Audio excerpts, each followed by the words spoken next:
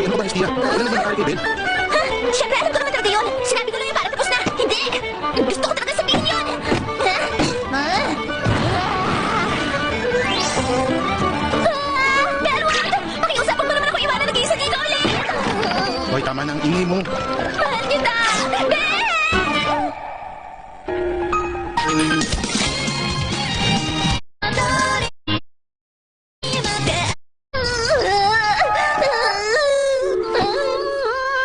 Josa, anong problema? Ayos ka ba? Josa, anong problema mo? Wala namang problema. Ha?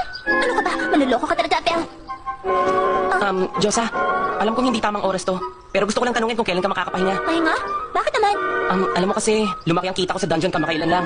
At gusto ko sana ibalik yung utang na loob ko sa'yo. Kaya, gusto mo bang sumama sa akin para kumain ng masarap na hapunan? Isang date? Payag ako! Payag ako ngayon! Pero Payag ako ngayon! yung kondisyon mo... Kumain na ako! Bel, magkita tayong dalawa sa square sa Timog Kaluran ng Miramar Street mamaya 6 o'clock, ha? Magda-date kami ni Bel! Magda-date kami ni Bel! Aba, Hestia. Huh? Uy, Demeter, kumusta? Hindi pa rin sila hanggang ngayon. Ano ka ba? Balik ka din naman yung sale, di ba? Pero nakakagulat naman. Hindi ba ito ang pinakaunang beses sa loob ng Divine Bathhouse? Huwag ka magbiro. Pagkatapos kasi nito, meron akong gagawin mamayang gabi. Kaya hindi ko pinipigil yung sarili ko. Huwag mo sabihin. Makikipagkita kasi sa lalaki. Ano naman kung sabihin ko, oo? Aba naman, paano to? Si Hestia! Hoy! Makinig mo lahat! Oo, si Hestia. Ako parang Hestia na palagi mo napag-asa kahit ang lalaki. Ano magiging naman ako si Hestia? Sino yung lalaking yun? Sabihin sa lahat! Isa siyang anak na galing sa pamilya ko. Isang tao. Sabihin lahat! O sige, kailangan ko mabilis. Sandali lang, Hestia. At ano naman ang gusto mo sa kanya? Siyempre, lahat.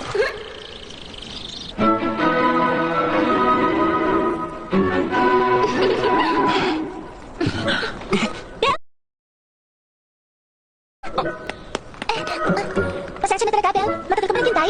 Hindi naman. Ngayon lang din naman ako dumating dito eh. Wow! Siya pala yung sinasabi nila, Hestia.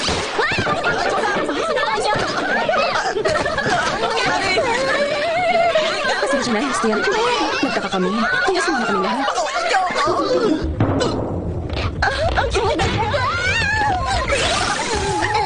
Tara na! Tara na!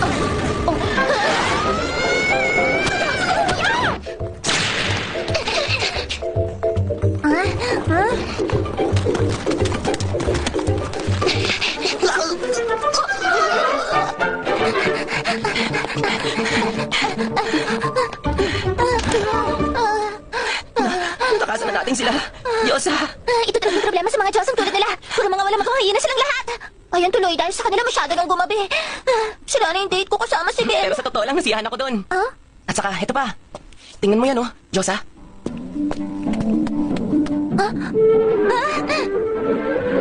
Ang ganda, hindi ba? Josa, bumalik ulit tayo dito. At sa susunod, kakain din tayo ng hapunan. Hihintayin ko ang araw na yun, Bel.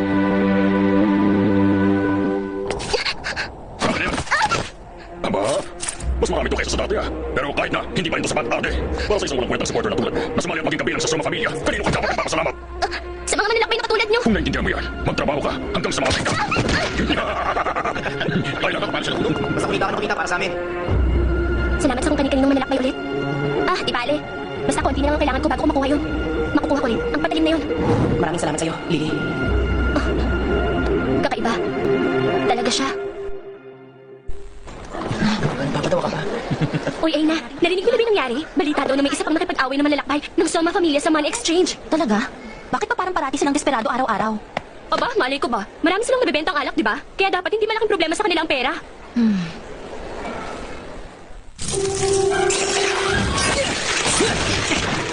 Kuya Bel, sapatin mo!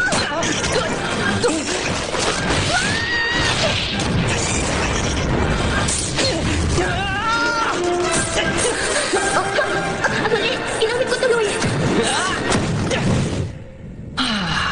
Kuya Bel, ayos ka lang ba? Lily, salamat talaga, niligtas mo ako. Ha? Opo. Teka, Lily, gumamit ka ng mahika kanina, hindi ba? Hindi. Magic weapon yung ginamit ko kanina. Talaga? Gumamit ka ng mahalagang kagamitan para sa akin? Maraming salamat. Walang anuman. Buti nagamit ko yun para sa'yo. Ang galing talaga ng mahika, no? Eto, Ha? pasalubong lang to. Maraming salamat po sa inyo. Kuya Bel, gusto ko lang itanong, ayos lang po ba na magpahinga ako bukas? Pwede naman. Bakit may gagawin ka ba? Magkakaroon po kasi ng pulong ang pamilya ko at kailangan pumunta doon ng lahat ng mga kasali sa kanila. Alam ko lumalabag po ako sa kontrata natin, kaya tatanggapin ko po ang parusa. Huwag mo nang alalahanin yun. At saka, Patawad, Lily. Hindi ko kasi napag-isipan yun. Kung gusto mo magpahinga, sabihin mo lang sa akin.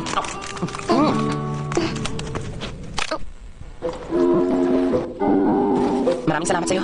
Mapapahinga ka ba ngayong araw? Oo, wala kasi ako magawa. Ano ba mga ginagawa mo kapag nagpapahinga ka, Sir? Ano nga ba? Nagbabasa yata. Nagbabasa? Pero mukhang mahirap talagang basahin ang lahat ng mga libro ng Diyosa. Modernong mahika na maiintindihan ng Goblin. Gusto mo bang basahin? Naiwan kasi ito ng isang subibo ng isang araw at mukhang di niya babalikan to. Ipapahiram ko na lang sa'yo kung gusto mo. Sigurado ka ba? Wala naman ka para sa amin. Basta huwag mo kalimutan ibalikin sa akin pag tapos ka na. Iyan. Mahika pala. Ayos. Masimulan nga. Mayroong dalawang klase ng mahika. Ang isa ay natural sa iba't ibang lahi. At ang isa naman ay dahil sa pagbasbas ng isang Diyos na tinatawag na Fana. Ang pangalawang klase ng mahika ay nakukuha sa pag-unawa sa sarili. Ano ba ang mga hilig mo? Pagtanggap, galit, pagnanais, lungkot, pagsamba, panata. Ano't pinakagusto mo? Palaging nasa loob ng sarili ang simula. Sige, simulan na natin. Ano ba ang mahika para sa akin? Isang kapangyarihan na makakatalo sa aking kahinaan ang tumutulak sa akin. Anong klaseng bagay ang mahika para sa akin? Ako'y malakas at mainit na hindi bagay sa isang mahinang tulad ko. Ano naman ang gusto ko galing sa mahika? Gusto kong maging kidlat, mas mabilis kaysa sa iba para mahabol ko siya. Yun lang ba? Kung magkatotoo to, gusto ko maging bayanin. Tulad ng mga nababasa ko sa mga kwento. At isang dakilang bayaning, makikilala niya. Bata ka talaga. Pasensya na. Pero, ganyan talaga ako. Ganyan talaga ako. Uy, Belle! Belle! Ano bang ginagawa mo dyan? Diyosa? Ano? Teka, unang beses mo magbasa ng libro at tulog ko na agad habang nagbabasa. Ganun ba? Mukhang gano'n na nga. Ang cute mo naman. Diyosa? Magic. Huh? Nagkaroon ka ng magic. Ano? Diyosa! Aray! Fire ko. Hindi ko akalain magkakaroon ka ng kabayan sa mahika. Dahil naman ito sa skill na yun. Diyosa! Mahika! May mahika ako! Kaya ko! Gumamit kayo ng mahika, Diyosa! Belle, alam mo naman na kailangan mo muna umawit ng pabulong bago ka makagamit ng mahika, hindi ba? Alam mo kasi, pag nagkaroon ka ng kapangyarihan para sa mahika, dapat nakasulat ang spell sa status mo. Pero kasi, para sa'yo, maliban dito sa quick attack magic, wala ko iba makita na nakasulat. Kung ganun, hula ka lang daw pero baka hindi mo kailangan umawit ng pabulong para magamit ang mahika mo. Bale, pagpasok mo sa dungeon bukas, baka pwede mo subukan ang bagong magic mo. Bukas? Huwag ka magalala, hindi mo kailangan magmadali kasi hindi naman mawawala ang mahika mo eh. Patawarin mo ko, Diyosa. Dahil gusto kong subukan to ngayon. Ang patatas, patawarin niyo ako. Naluto na kasi si Thai sauce.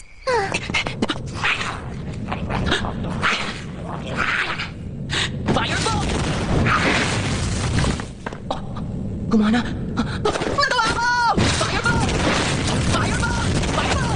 Fireball! Fireball! Fireball! Fireball! Fireball! Naku, lagot. Paano ako nakapunta dito? O sige, kailangan ko nang bumalik. Magugulat silang lahat mamaya. Kapag narinig nilang tinalo mo ang isang floor boss ng mag-isa lang.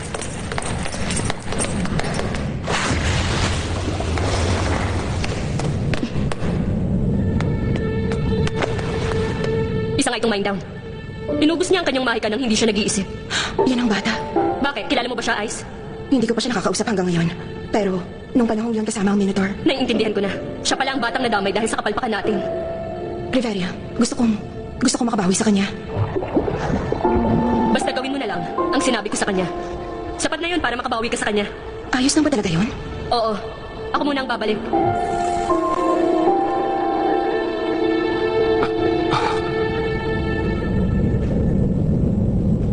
Nay, Pasensya na.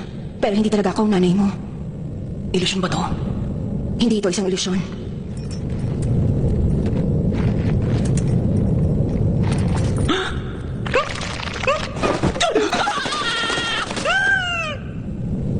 Bakit ba palagi siyang tumatakbo? Tumakbo na naman ako! Wala ka talaga ako! Ano yun, Belle? Bakit pinangungot ka ba kagabi? Kanya ka ba dahil sa libro binasa mo kahapon? Grimoire? Tama, isang libro na nagbibigay ng mahika sa isang tao kapag binasa to. Isa talagang mahiwagang libro. Teka, saan mo pa napulot to? Hiniram ko yan sa taberna kahapon. Sabi nila may nakaiwan ito at pinayagan akong basahin yan. Ano, may nakaiwan? May ginawa ba ako mali, Diyosa? Belle, sinabi ko na siyang grimoire to. Tulad na nakikita mo ngayon, nawawala ang kapangyarihan nito sa oras na may bumasa nito. Ano ka ba? Saan ka pupunta, ha, Belle? Kailangan kong humingi ng tawad at bayaran Na! nila. Hindi mo ba alam kung gaano kamahal ang dahil ng isang grimoire ngayon? Kasi mahal yan ang isang mataas sa kategory sa Hephaestus pamilya. O baka mas mahal pa? Makinig ka, Belle. Hindi mo pa nababasa ang librong to. Yun ang sabihin mo sa kanila. Ako naman, gagawa ko ito ng paraan. Ako bahala dito. Huwag mo gawin na, Diyosa! Ako pinilitin! Ano ba naman kailangan ko ng bagay sa mundong to? Mas masama kasi ang mundo to kaysa sa isang Diyos!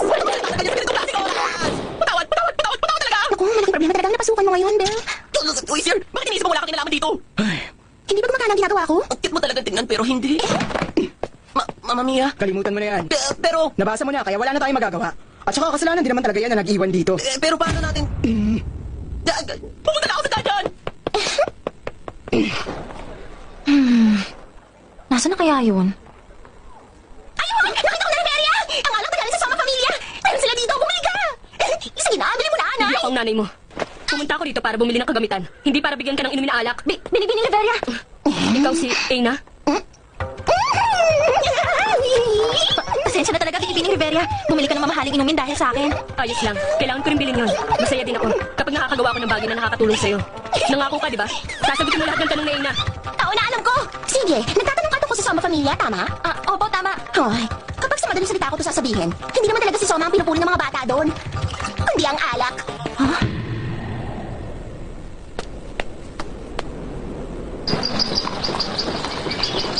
Dumating na ba si Kuya Bel dito? Ano? Hindi pa dumarating dito si Lily? Ayun na siya. Oh, Lily! Hoy, Hindi ba ikaw yung lalaki? Wari, trabaho na lang tayong dalawa. Pauuli natin siya pag dalawa tayo. Wag mo na akong tingnan ng ganyan. Gusto mo rin kunin yung perang inipon niya. Tama ba ako? Hoy, pare ko manlalakbay. Magtulungan tayo, kunin natin dalawa yung pera sa walang kwentang batang yun. Ay, kahit kailan. Hindi! Wala kang kwenta. Kuya Bel, Lily, kanina ka pa ba dyan? ano naman po yung pinag-usapan nyo ng kasama mo manlalakbay kanina? Ha? Wala naman kami pinag-uusapan. Nagbibiruan lang kaming dalawa, yun lang. Ikaw naman, Lily. Akala ko nakikipag-away ka kanina. Ayos ka lang ba?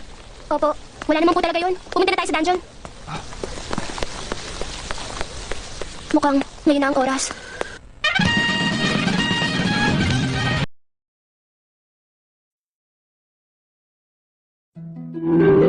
Basta pagkagising ko, nandun ako. Nilugi ako sa'yo. Bilisan mo kumilos. Tumayo ka.